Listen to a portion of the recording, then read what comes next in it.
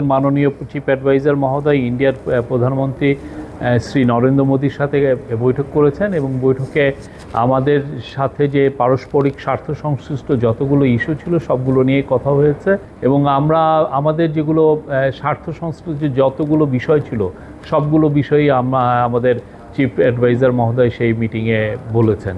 যেমন শেখ হাসিনার প্রত্যর্পণ বিষয়ে কথা হয়েছে, শেখ হাসিনা যে ওইখানে বসে অনেক ধরনের ইনসেন্ডিয়ারি কমেন্ট করছেন সেগুলো বিষয়ে কথা হচ্ছে।